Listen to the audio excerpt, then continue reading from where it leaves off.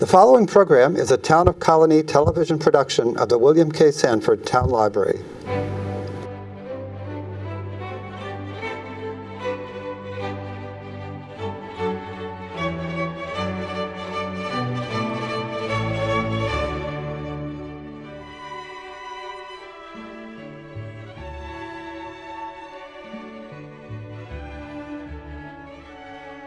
Thanks, Joe. I'm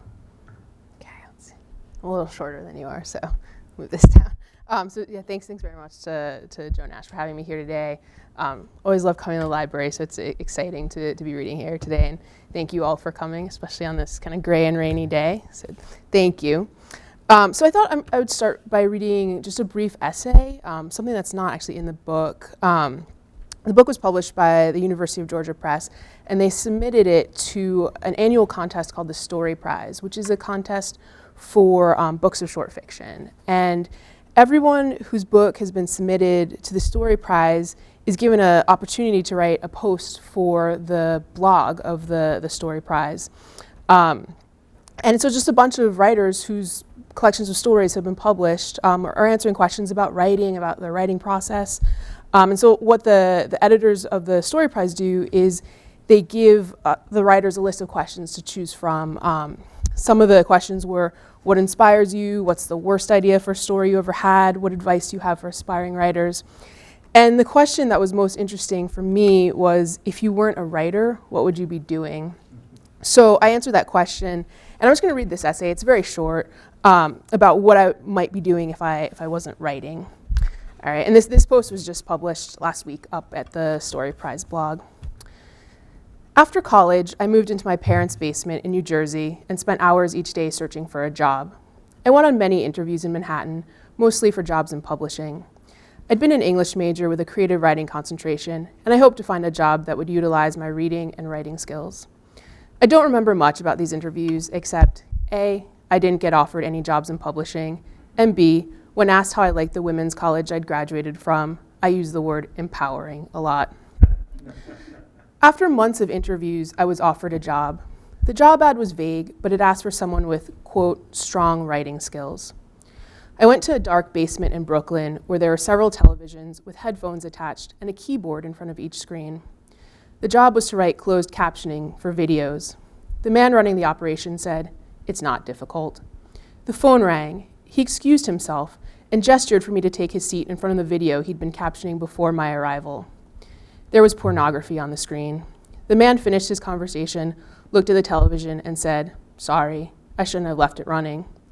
"Do you caption a lot of this?" I asked. "Yeah," he shrugged. "There's dialogue."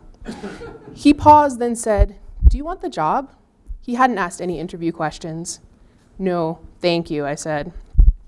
To turn down this offer after months of unsuccessful job hunting seemed foolish, but this wasn't really a writing job. I thought they should have advertised for strong hearing skills. I went home and did not tell anyone I'd turned down a job. A few weeks later, I had another interview. I'd given up on publishing and writing jobs and the idea of being any sort of writer, and had applied to be a counselor at a nonprofit that helped low-income high school students with the college application process. The director of HR looked at my resume and said, "We have an opening for a grant writer. You'd be a good fit because of your English major." She described the position, but I wasn't listening. All I heard was the word writer, and the fact that I wouldn't be transcribing dialogue in pornographic movies was enough for me to accept the job offer. I would soon learn the job was more about fundraising than writing. On my first day of work, the director of development announced she was quitting. The assistant director of development, who was left to train me, decided she'd rather spend time jogging and shopping. Each morning, she changed into running gear, left, and returned hours later sweaty, toting shopping bags. The only other person in the office, the secretary, complained incessantly. One afternoon, she opened a window and flung a box of addressed, stamped envelopes with pleas for donations inside into the garden 2 stories below. I spent hours outside collecting envelopes. The secretary learned that our health insurance covered therapy, so a few afternoons a week, she went to therapy, which she said she needed because of the job. Often, I was alone in the office, and I could hear the counselors, the job I'd initially applied for, laughing with high schoolers down the hall. I was only a few months out of college, and already the working world felt dismal. I wanted to be doing something else, something creative and fulfilling. In high school and college, I'd drawn cartoons for the school newspapers.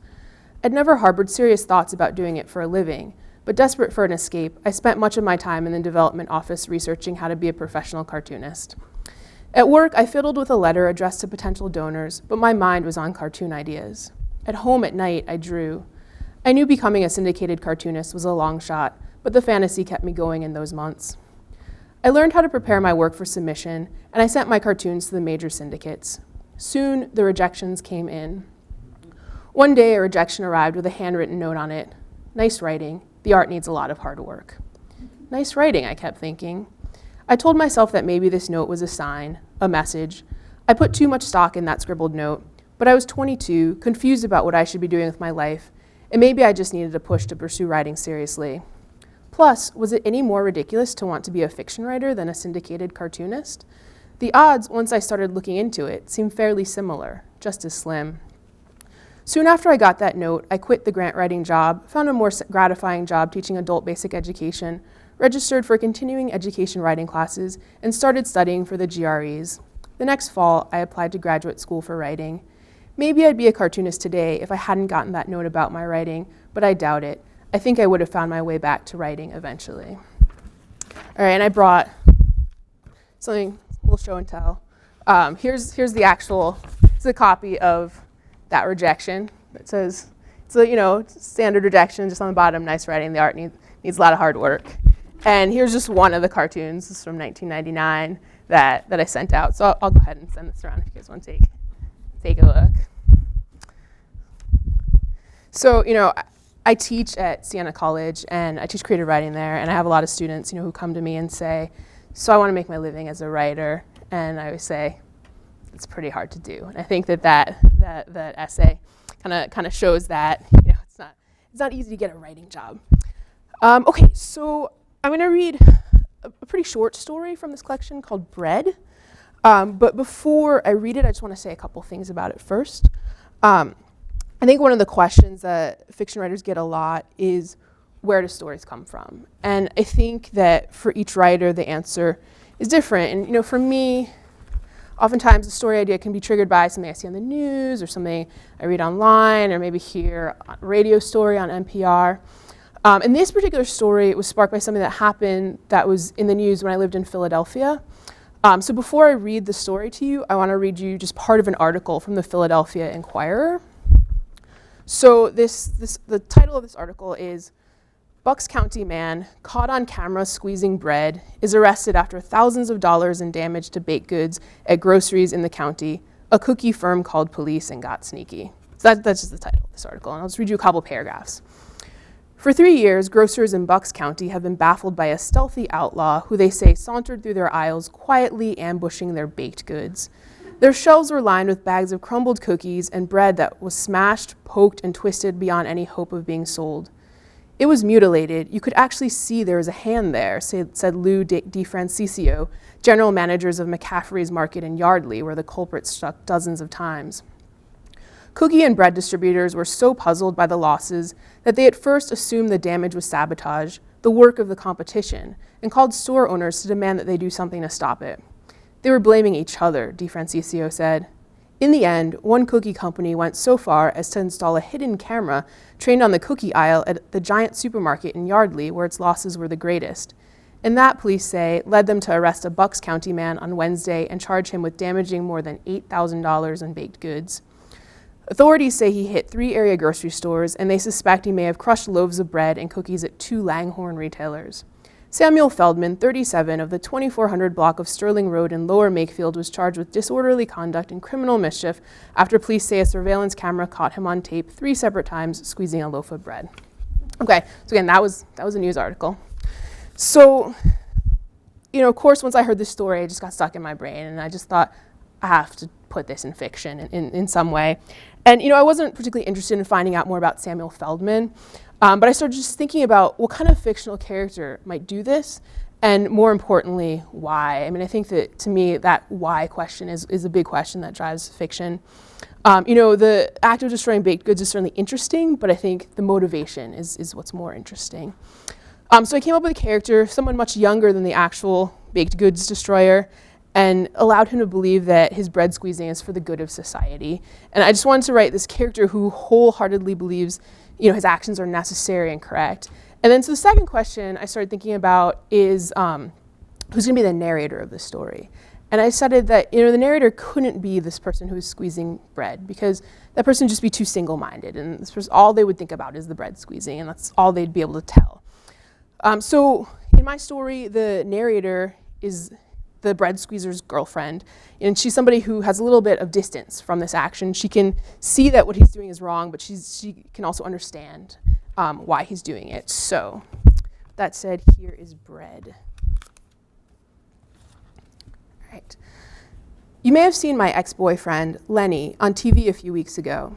He was the skinny guy, tall too, wearing clunky, unlaced black boots and a denim jacket with a painted skull on the back that his kid brother decorated for him.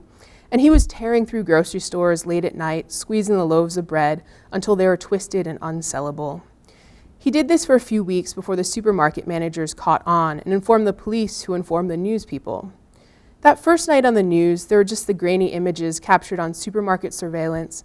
But once they caught him, 2 nights later, they showed his senior portrait from high school, where he looked all scrubbed down and innocent, his wavy brown hair hardened with too much gel. During his bread squeezing spree, Lenny insisted supermarkets didn't have surveillance cameras. "Lizzie," he said, "who's going to steal chicken thighs or a can of peas?" After the 3rd week of bread squeezing, though, Ma and I were watching the local news, and they showed the surveillance tapes of Lenny, who they called the Bread Bandit. The newscaster said, "The Bread Bandit has hit local stores 12 times in the last 3 weeks," and Ma said, "Hey, I know that jacket." And I said, "No, Ma." But she got up all close to the TV, her nose almost touching the screen, and said, "Oh, that's Lenny all right with that Satan jacket and untied shoelaces." I could hear the excitement in her voice, because Ma had never liked Lenny, said he was going nowhere, and wanted a good excuse to break us up. Ma called the police. I stood next to her, wanting to hack through the phone cord while she spelled out Lenny's name nice and slow. The next night, after he'd been caught, Ma couldn't take her eyes off the news, flipping from channel to channel to see their coverage of Lenny's story. And after each report, she shook her head and said, "Always knew the boy was a pervert," as if squeezing bread was something really dirty. And then she said I was forbidden to see him, saying she didn't want people seeing me riding in Lenny's ancient Civic and wondering what sort of Bonnie and Clyde shenanigans the two of us were up to. What kind of man was Lenny, she said, 19 years old, 2 years out of high school already, a good 2 years older than me, and spending his nights squeezing bread. 2 days after Ma squealed on him, Lenny was fired from his job driving a delivery truck from Calendelli's Breads, and the new joblessness only made Ma think of him as more of a loser. It was Lenny's job that got him in trouble in the first place, what with his learning about how the whole bread industry works. "There are these ties on the bread bags," Lenny told me, holding up 5 fingers. Bread's delivered to stores 5 days a week, each day except for Wednesdays and Sundays. And each day has a different colored twist tie. Monday's blue, and Tuesday's green, and Thursday's red. By this point, he'd folded down 3 fingers, and he finished up by saying that Friday was white and Saturday yellow. If you go into the store on Thursday and grab a bag with a white tie on it, you'll end up with bread from the Friday before, almost a week old. Lenny said a lot of the stores in the area were keeping bread on the shelves far longer than they should, which was wrong. But short of buying up all the old bread, all Lenny could think to do was ruin the old loaves so that no one else would buy them. On the first night, he took me with him to an open all-night supermarket and said, "Start squeezing." But I just couldn't ruin all that bread because I knew the loaves Ma bought sometimes sat around for more than a week, since there were just the 2 of us and we didn't go through bread that quickly, and after a week the bread was still okay. If it tasted stale, we just toast it and make do. So I skulked down to the end of the aisle, stared at the orange juice containers as if deciding on pulp or no pulp, from concentrate or not, with calcium or with extra vitamin C were all life or death decisions. A few minutes later, Lenny shouted, "Let's go," like he just robbed a bank. I looked at the bread shelves, and there were so many beaten up loaves of bread, loaves that look like drenched socks that you've worn all day in a storm and yanked off, all twisted and shapeless. We ran to the car, and he drove quickly right onto the highway. Then Lenny rolled down his window, let the breeze blow his hair back, and whooped loudly. And then, after he'd calmed down, he brought me home, and in the driveway he said, "Lizzie, we did some good tonight." I shook my head because I thought he was nuts. A few days later, Lenny wanted to do it all again, said he'd found another supermarket that was selling old bread, and again he squeezed, and I pretended to shop. Afterwards, he said, "Lizzie, you've got to try it. It's so simple, and yet there's this rush of power, and you get the sense that one person really can make a difference." "I don't know," I said. "Aren't the supermarkets losing money?" "I do this for the people," Lenny said, all serious, his eyebrows pushed together. And that's the thing. Lenny really believed in what he was doing, despite how stupid it was. I never explained his logic to Ma. It wouldn't have made any sense to her. And Lenny never did tell anyone that I was with him all those times. I guess I stayed far enough away and looked busy so no one noticed me. But Lenny could have easily gotten me in trouble too, and I would have been stuck with 200 hours of community service like he got, but he kept quiet. The last time I talked to him, he told me he'd stay away, that he respected Ma's wishes, and he didn't want to get me in any trouble. The day after Ma ratted Lenny out, she slipped on a patch of ice outside the house. She hurt her back pretty good, and I didn't feel too bad for her because I suspected it was God's way of telling her she should have just minded her own business. It's been a month since she fell, and Ma's getting better, but she's not all the way there yet. Since she's at home all the time, she watches me like a hawk and makes sure I don't call Lenny or go out to see him. After her fall, she said that I had to go to the grocery store each week and pick up all that we needed, since she wasn't about to haul bags of food out of the car with her aching back. So now at the supermarket, I linger in the bread aisle, breathe in real deep, inhale that dark, yeasty smell, and think of Lenny and his quest to right the wrongs of the world in his own small way. I look at the bread. Ma always writes, 1 loaf, whole wheat, on our list, and I run my hands over the smooth plastic packaging so gently that there isn't even a chance of denting the loaves. And then I check out the colored ties and look for the oldest loaf I can find, and that's the one I put in my cart. It's not something big I'm doing. I know that. It's something teeny tiny, but I tell myself it's 1 loaf of old bread that someone else won't unknowingly take home, and I think Lenny would be proud of me.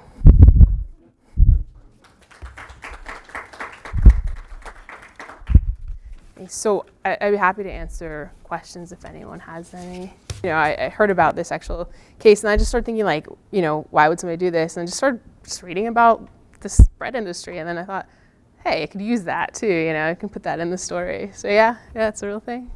Yeah, thanks.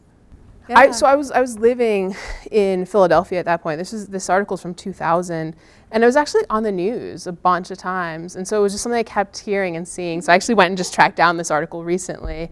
But yeah, so it just you know, something that just kept appearing on the news because it was a thing for a while, because it's like thousands of dollars of bread that was being destroyed. So yeah, it was like one of the top news stories for a few weeks, you know. It was just one of those things where it's just like, this is too good not to make into a story. Right? You know, it's an interesting question. Last year, I was having a conversation with some students just about writing by hand versus writing on the computer, and I thought those are your 2 options, right? And then my students started talking about writing on their phones, and I was like, you write entire stories on your phone? You write entire essays? And they're like, yeah. And then that kind of explained a lot to me about the state of something, like, you know, because like a lot of times like students won't use apostrophes, and I'm like, you guys know how to use them. I know you learned this in like 2nd grade or 3rd grade, and then I think it's just doing it on your phone with your thumbs, or you know. So yeah, I found that students know the rules, but a lot of times they just, you know, get so used to not using these things that it does kind of seep into even formal or academic writing. Yeah. So I try to say, you know, maybe use your phone for notes, and then maybe move to a piece of paper or a computer. But I was actually surprised in that discussion how quite a few students actually did like writing by hand. They found something good about that as opposed to writing on the computer. So that was a pleasant surprise. The writing on the phone was a little bit of an unpleasant surprise. Yeah, I mean, I think the mother is kind of the big antagonizing force in the story. You know, she kind of causes problems and trouble for Lizzie, the narrator here. I think the mother could have been the narrator too. I mean, I think, you know, it's just always this question of who's going to tell the story. It would be a very different story, I think. If it were from the mother's point of view, I think Lenny would come off looking much, much worse than he is. I mean, I think she'd just be like, he's nuts, he's destructive, he's terrible, he's got to stay away from my daughter. So I think for me, you know, when I think about who's going to tell the story, I always think about kind of who can look at the situation in the most complex and interesting way. Like I definitely, you know, like I said, I rejected Lenny because he would just be like, this is the only thing to do, this is the right thing, let me talk to you about bread, right? But and the mom, I think her story would just be like, Lenny's horrible, I need to get him away from my daughter. So I think, you know, that's always a big question. Who is the narrator with the most potential? Yeah. Yeah, I mean, it was interesting, you know, I mean, so that was 15 years ago, and, you know, I kept working on writing, and I stopped working on art, you know, and I mean, this is something I tell my students too, you know, sometimes my students will come to me and say, am I good, do I have talent, you know, and I'm like, well, I mean, I can say, you know, if I think what you turned into me is good and strong, but what I can't say is, you know, how persistent are you going to be, how, you know, how resilient are you going to be with rejections? Because, I mean, these are rejections, you know, for some cartoons, I got maybe like 10 rejections, but I mean, in terms of writing rejections, you know, hundreds and hundreds. Yesterday, I actually got 3 things rejected, you know, all came in on the same day, you know, so it's just this idea of like, you got to keep working, you got to keep getting better. I mean, I think at that point, like, I think maybe my writing and art were kind of close, but writing was what I, you know, decided to just keep working on, keep pursuing. Yeah. On a novel now. I think once you get settled into a novel, I think it's kind of easier to go back to that and work, you know, an hour a day on that. Whereas I think starting stories is kind of, you got to get a new idea, you got to start over again. So it's not necessarily a time issue, but I think also like with teaching, you have to publish, right, in order to keep your job and to advance in your job. And, you know, with a story, you can finish a story and get it published within, you know, 6 months, 8 months. Whereas with a novel, it could be years. And so I think for me, I mean, one of the reasons why I keep working on stories and sending them out is just to have like consistent publications. But I think at this point now that I have a book of stories out, I'm kind of ready to spend the time working on a novel. Yeah. This one's fairly short too. So this one's called Designated Driver, and this one's in second person point of view. All right. You're a bus driver now, and tonight is Halloween, which means drunk college students riding the bus to and from parties. Eventually, someone will make a mess, vomit, vampire makeup smeared on a window, a can of soda sloshed on the floor, and it's your job to clean it up, even though you've written numerous lengthy letters to the transit authority regarding the fact that you're a bus driver, not a maid, and someone should be hired to clean the buses. On 4th Street, Frankenstein steps up with his 2 large black platform shoes and trips on the 3rd step. He flails for the handrail and reaches it just in time. A smudge of green body paint remains on the silver handrail after he climbs the steps. At the next stop, 2 nurses enter the bus, and you hope the second one, the one with flat-ironed hair and scrubs with pink bunnies on them, doesn't recognize you. She was there the 2nd and 3rd time you went to the emergency room to get your stomach pumped. She was the one who gently inserted the tube down your throat, administered the saline solution, and told you it was going to be okay as you waited for the fluid to clear. You remember that her name is Connie. She flashes her bus pass and walks by quickly and doesn't look at you. The nurses are dressed in scrubs, but they only have small purses with them, and their hair and makeup is done, so they are not going to the hospital for the night shift, but to a Halloween party dressed as nurses.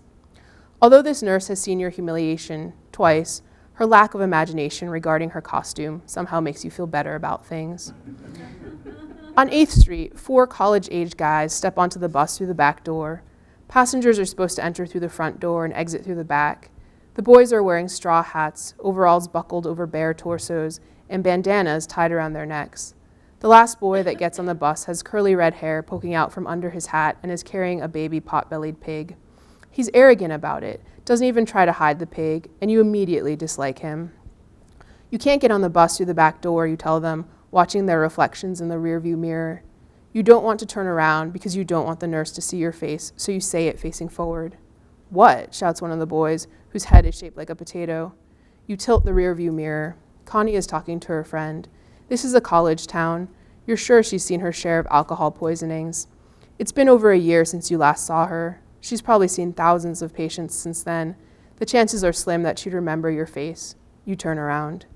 We're already on the bus. Do you want us to get off and then get back on through the front door? Says the smallest of the boys, the only one without muscular arms. Why is he with the others? In another situation, you might guess he's the designated driver, but tonight you're everyone's designated driver.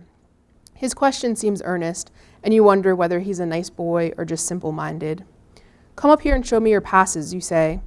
They walk up and each flash their college ID, which gets them free bus rides. You can't have an animal on the bus, you say. They're not allowed, and besides, you don't like animals anymore. It's a seeing eye pig, says the redhead. It's part of our costume, says the little one. Are you guys supposed to be strippers, you say, although you know they are not? Farmers, the potato-headed one says, pointing to the red bandana tied around his neck as if this is some sort of well-known symbol for farmers. What are you supposed to be, the redhead says, like a bus driver? One of the boys, whose pointy-nosed face reminds you of a ferret, laughs a hard, wheezy laugh. His head is too small for his over-muscled body. Miss, says a thin older woman wearing a laminated ID card hanging around her neck by a string, could we please go? I'm going to be late. She's probably a night shift worker, maybe a janitor on her way to clean a building at night. She, like you, is one of the invisibles, one of the people who keeps things running. You don't want her to be late. You pull the lever that shuts the doors, and the shirtless farmers and their pig walk to the back of the bus. Two of the boys have tattoos on their upper arms. Potato Head has Chinese characters, and Ferret Face has some sort of tribal band circling his bicep. The tattoos don't make them look exotic or interesting. They make them look even more like suburban white boys. The four boys take up the entire back row of the bus, and the redhead puts the pig down. It's not on a leash. When you pull up to the next stop, you turn around and see it totter and fall and struggle to right itself. It keeps sliding toward the front of the bus.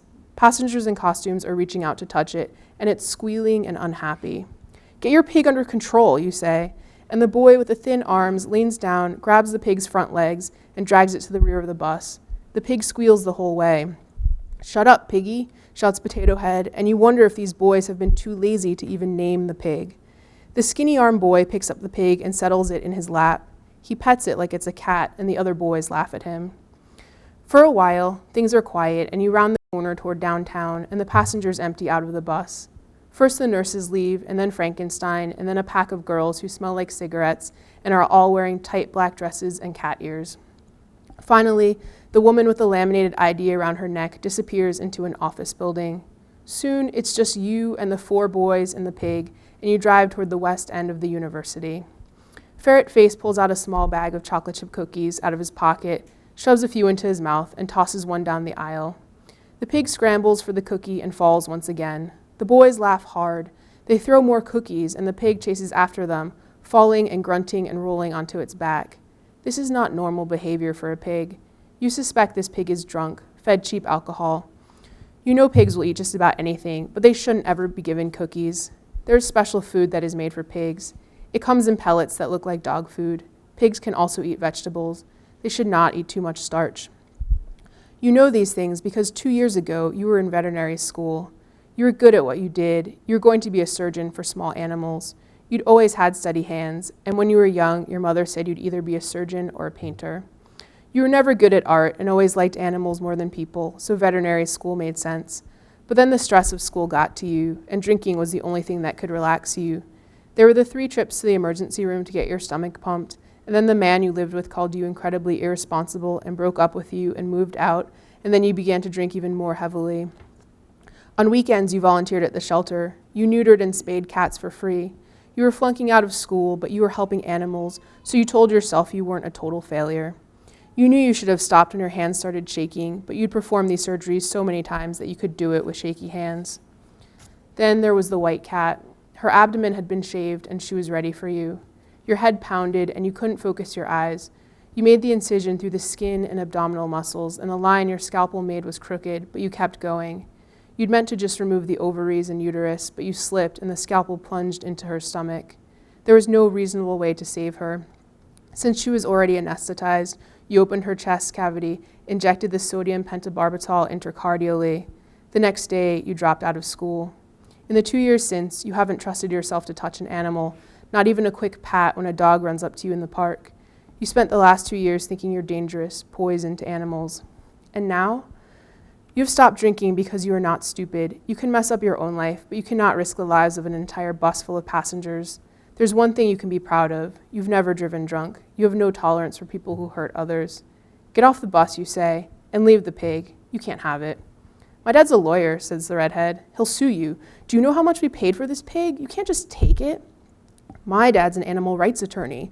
He'll get you for what you did to the pig, you say. This is not true. Your father owns a sporting goods store, but your lie makes the redhead's skin blanch paler than it already is. This is what you don't tell him. The pig will be okay. Animals that live outdoors sometimes get drunk.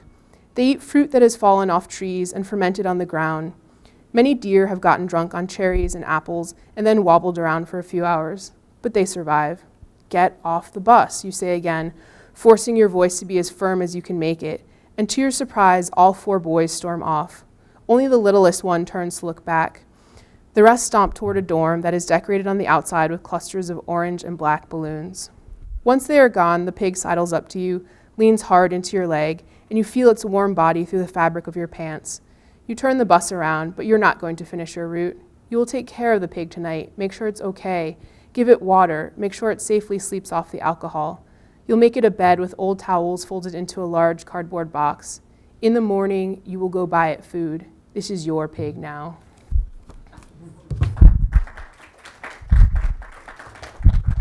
Yeah, I mean, I think different points of view can do different things. Like, I think first person, if you have like a distinct voice, it works really well. I think second person, I've read that second person kind of works well for trauma or something that's kind of difficult because it's almost distancing, right? And I think in this story, this character, I sort of see this you working almost like this character's talking to herself, and she's saying like, you can do this, you're doing this, and I think it's a story that's too hard for her to tell in first person. So I do like thinking about different points of view and just thinking about what can each point of view do, what are, if it's a story where I'm not as concerned about voice, maybe it can be in third person, third person limited, where we have what the character notices and sees and feels, but we still have like a narrator telling the story. So yeah, I mean, absolutely. I think about point of view a lot before I start writing. Yeah. Yeah, it's pretty much, it's invented. I think it's just the spark of that was just sort of, for a while, these mini pigs were really hot and people were kind of toting them around. There were celebrities like carrying around little pigs. And I just thought, what would be kind of the worst place for somebody to bring a pig? Where would it cause trouble? But yeah, I mean, so this character is completely made up. Situation is made up. Yeah. It's not. Yeah, this is the designer decided that. I think she said there's sort of a sense that people are kind of off balance in these stories. They're kind of thrown off, and she wanted a picture that kind of showed that. And so I mean, I think it's intriguing. I think it could almost serve as a prompt. Here's your prompt. Write a story about this image. So yeah, I think it's a pretty neat cover. I was happy when I saw it. Yeah. Yeah. Actually working on some stories as well. I just can't stop writing stories. Like I tell myself I should stop writing stories, but because I think novels are easier to sell. People buy novels more than they buy story collections. But I just keep going back to stories. And I've been working on some essays as well, some creative nonfiction, like similar to the first thing that I read. Yeah. Thank you all for coming.